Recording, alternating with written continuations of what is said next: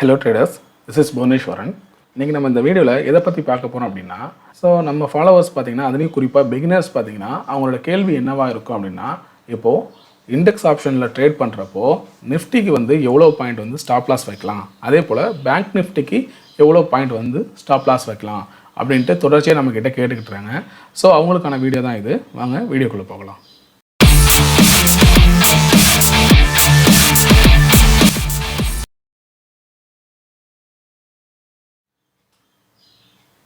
நிஃப்டிக்கு 10லேருந்து 20 point வந்து stop loss வைக்கலாமா, அதே போல் பேங்க் நிஃப்டிக்கு ஒரு 40லேருந்து 50 பாயிண்ட் வந்து ஸ்டாப் லாஸ் வைக்கலாமா அப்படின்ட்டு நிறைய பேர் வந்து தொடர்ச்சியாக என்கிட்ட கேட்டுக்கிட்டு இருக்காங்க.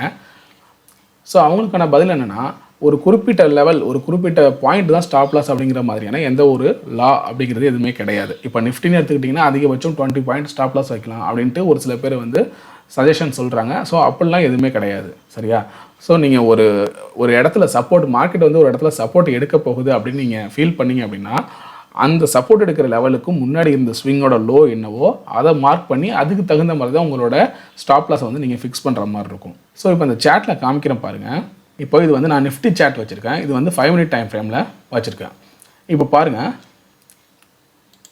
ஸோ மார்க்கெட் வந்து டவுன் சைடு வந்துட்டு திரும்ப வந்து மேலே போயிருக்கு, அப் சைடு போயிட்டு இந்த கரெக்டாக இந்த இடத்த வாட்ச் பண்ணுங்கள். மார்க்கெட் மேலே போனோன்னா நல்லா இந்த இடத்துல வந்து ஒரு ரெட் கேண்டில் வந்து ஃபார்ம் ஆகுது, ஓகேவா?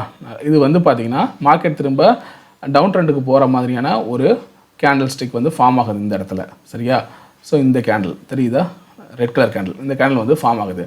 ஸோ நம்ம என்ன பண்ணியிருப்போம் அப்படின்னா, இந்த இடத்துல வந்து ஒரு புட் ஆப்ஷன், அதாவது நிஃப்டி வந்து கீழே போக போகுது அப்படின்னு சொல்லிட்டு இந்த இடத்துல வந்து ஒரு புட் ஆப்ஷனை வந்து நம்ம ஒரு புட் ஆப்ஷனில் ட்ரேடில் என்ட்ரி ஆகியிருப்போம். அப்போ இதுக்கான ஸ்டாப் லாஸ் நம்ம எப்படி வச்சுருப்போம்? ஸோ நம்ம சேனலை ஃபாலோ பண்ணுறவங்களுக்கு தெரியும், நம்ம ஸ்டாப் லாஸை எப்படி போடுவோம் அப்படின்னா, அந்த டெல்டாவை வந்து கம்பேர் பண்ணி தான் ஸ்டாப் லாஸ் போடுவோம். அதாவது டெல்டா எப்படி அப்படின்னா, ஸோ இப்போ இந்த கேண்டில் இருக்குன்னு வச்சுக்கோங்களேன், அந்த கேண்டலோட லென்த்தை வந்து நம்ம மெஷர் பண்ணுறோம். இப்போது கீழே இந்த லோ பாருங்கள் 960, அதாவது 19,763 இருக்குது. அதே போல் இதோட ஹை வந்து பார்த்திங்கன்னா 84 இருக்குது. ஸோ இதோட டிஃப்ரென்ஸ் பார்த்திங்கன்னா 21 பாயிண்ட் இருக்குது. 21 பாயிண்ட் அப்படிங்கிறப்போ அட் த மணி வந்து டெல்டாவோட வேல்யூ 0.5 இருக்கும். ஸோ நம்ம இதோட ரேஞ்ச் 21 அப்படிங்கிறப்போ இதை வந்து 50 நம்ம டிவைட் பண்ணோம் அப்படின்னா 10 to 11 பாயிண்ட் வந்து நம்ம ஸ்டாப் லாஸ் வைக்கலாம். அதாவது நான் சொல்கிறது வந்து உங்களோட ப்ரீமியம். சப்போஸ் இந்த இடத்துல 19,800 புட் ஆப்ஷன் நீங்கள் எடுத்தீங்க அப்படின்னா அந்த புட் ஆப்ஷனில் உள்ள ப்ரீமியமுக்கு 10 to 11 பாயிண்ட் வந்து ஸ்டாப் லாஸ் வைக்கலாம். பட் ஆனால் இன்னொரு விஷயம் பாருங்கள், இந்த இடத்துல உங்களோட அந்த விக்கெல்லாம் தாண்டி இந்த லெவல் இருக்கு இல்லையா, இதெல்லாம் தாண்டி இந்த இடத்துல இந்த விக்கு போயிட்டு வந்துட்டுருக்கு. அப்போ இதோட சேஃப் என்ன அப்படின்னு பார்த்தீங்கன்னா, இதுக்கு முன்னாடி இருக்கிற ஸ்விங் இருக்குது இல்லையா, இந்த ஸ்விங்கோட ஹை இருக்குது பார்த்தீங்களா, இதை வந்து நீங்கள் கால்குலேட் பண்ணிக்கணும். இந்த லெவலுக்கு பதிலாக இந்த நம்ம இந்த ரேஞ்ச் வச்சுக்கிட்டோம் இல்லையா, இந்த லெவலுக்கு பதிலாக இந்த ஸ்விங், இதுக்கு முன்னாடி இந்த ஸ்விங்கோட ஹையை வந்து நம்ம மார்க் பண்ணி இதை வந்து கால்குலேட் பண்ணிக்கிட்டோம் அப்படின்னா நமக்கு இன்னும் பார்த்தீங்கன்னா ஸ்டாப் லாஸ் பெட்டராக இருக்கும். அதாவது 763 இந்த லோ வந்து இருக்குது. அப்போது இதோட ஹை பாருங்கள், இந்த ஹை லெவல். ஸோ இதோட ஹை பார்த்தீங்கன்னா 19,807 இருக்குது. இதோட லோ வந்து 19,763 இருக்குது. அப்போது இந்த ஹையோட இந்த லோ வந்து மைனஸ் பண்ணிங்க அப்படின்னா 43 பாயிண்ட் வந்து டிஃப்ரென்ஸ் கிடைக்கும். ஸோ இதோட டிஃப்ரென்ஸ் வந்து 43 பாயிண்ட்ஸ் அப்படின்னா அதோட டெல்டா வந்து 0.5. ஸோ அதோட 0.5ஆல் இதை நீங்கள் மல்டிப்ளை பண்ணுறப்போ உங்களுக்கு 21லேருந்து 22 பாயிண்ட் வந்து ஸ்டாப் லாஸ் வைக்கிற மாதிரி இருக்கும், அதாவது உங்களோட ப்ரீமியமில், சரியா? ஸோ இதை வந்து நான் உங்களுக்கு ஆப்ஷன் சார்ட் காமிக்கிறேன், அதில் வந்து வச்சு காமிக்கிறேன் எப்படி இருக்குது அப்படின்னு பாருங்கள். அதாவது இப்போ நம்ம இந்த இடத்துல ட்ரேட் எடுக்கிறோன்னு வச்சுக்கோம். அதாவது மார்க்கெட் முடிஞ்சு 1 மணி கேண்டில், இந்த 1 மணிக்கு கரெக்டாக அன்றைக்கி பாருங்கள் 24th ஜூலை 1 மணிக்கு, ஓகேவா? 13 காமிக்குதா கீழே, 1 மணிக்கு இந்த இடத்துல தான் நம்ம வந்து கரெக்டாக இது முடிஞ்சோன்னா இந்த இடத்துல நம்ம ட்ரேடில் என்ட்ரி ஆக போகிறோம். அதாவது 19,800 புட் ஆப்ஷனோட ஆப்ஷன் சார்ட்டில் போயிட்டு அந்த இடத்துல நம்ம என்ட்ரி ஆக போகிறோம். நம்ம 21 பாயிண்ட் வந்து ஸ்டாப் லாஸ் வைக்க போகிறோம். ஸோ எப்படி இருக்குது அப்படிங்கிறத பார்ப்போம். ஸோ இப்போ நம்ம இந்த சார்ட் வந்து பார்த்திங்கன்னா 19,800 புட் ஆப்ஷன், ஓகேவா? இந்த தெரியுது பாருங்கள் மேலே, இது வந்து 19,800 புட் ஆப்ஷனோட சார்ட்டு. இப்போது 1 மணிக்கு, சரியா? இந்த 24th ஜூலை 1 மணிக்கு இந்த கேண்டில் நமக்கு வந்து இந்த க்ரீன் கேண்டில் வந்து ஃபார்ம் ஆகிருக்கு இந்த இடத்துல. ஸோ இப்போ நம்ம இந்த இடத்துல வந்து புட் ஆப்ஷனில் ஒரு பை பண்ண போகிறோம். இப்போ இந்த லெவல் பார்த்திங்கன்னா 111, அதாவது 111 வந்து இந்த இடத்துல என்ட்ரி பாயிண்ட்டு.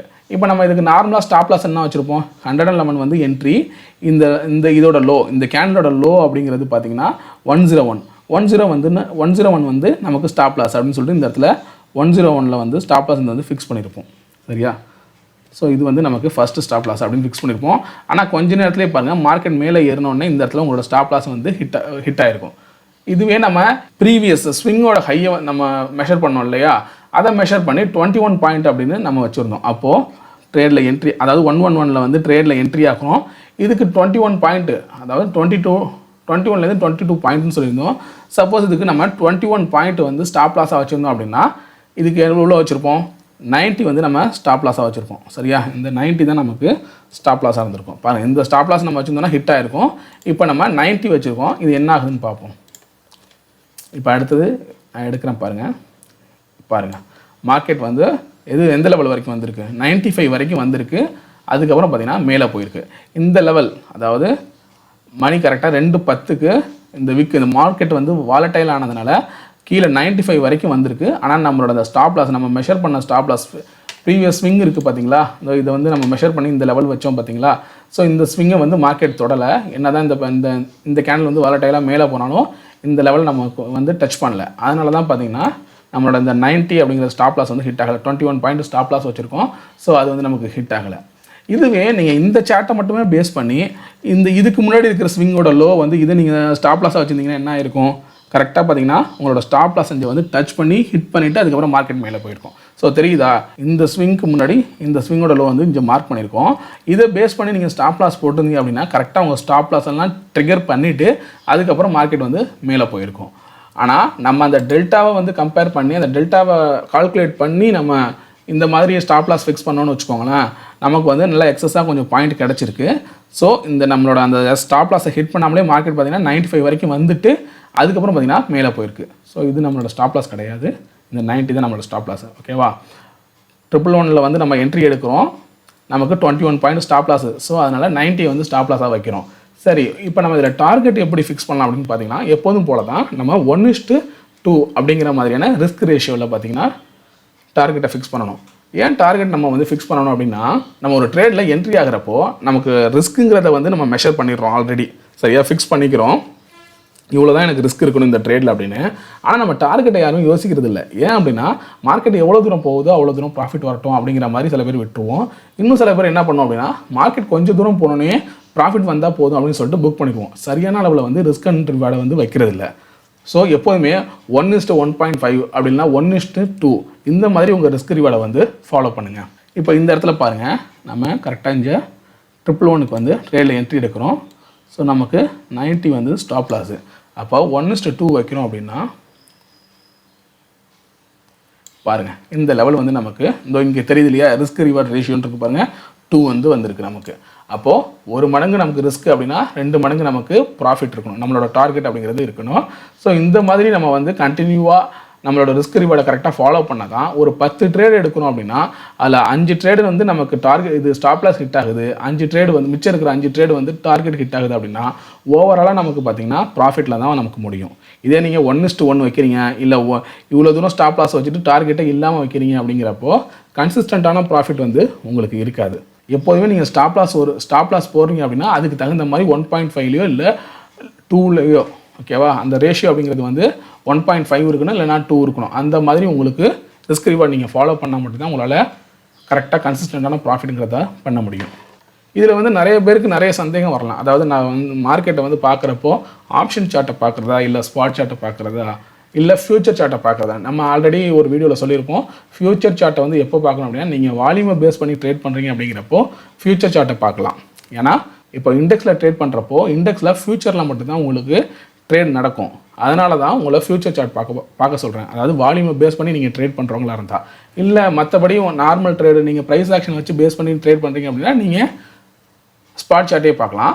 நீங்கள் எப்போதுமே என்ட்ரி எடுக்கிறப்ப என்ன பண்ணுவீங்க அப்படின்னா சில பேர் வந்து இந்த மாதிரியான ஆப்ஷன் சார்ட்டையும் பார்ப்பாங்க. ஆப்ஷன் சார்ட்டில் இப்போ நம்ம சொன்ன மாதிரி தான் ஸ்டாப் லாஸ் வந்து நீங்கள் ஃபிக்ஸ் பண்ணணும். ஸோ இப்போது இந்த சார்ட்டில் நம்ம இப்போ நிஃப்டி சார்ட் பார்க்கணும் பாருங்கள், இதை வந்து கம்பேர் பண்ணி நீங்கள் ஸ்டாப் லாஸ் ஃபிக்ஸ் பண்ணக்கூடாது. அதாவது இந்த இடத்துல வந்து இதுக்குமான அந்த கம்பேரிசன் வச்சு இந்த இடத்துல வந்து மார்க்கெட் வந்து 19,763 இருக்குது, இது வந்து 804 இருக்குது. அப்போனா இதுக்குமான டிஃப்ரென்ஸ் கிட்டத்தட்ட 40 இருக்குது.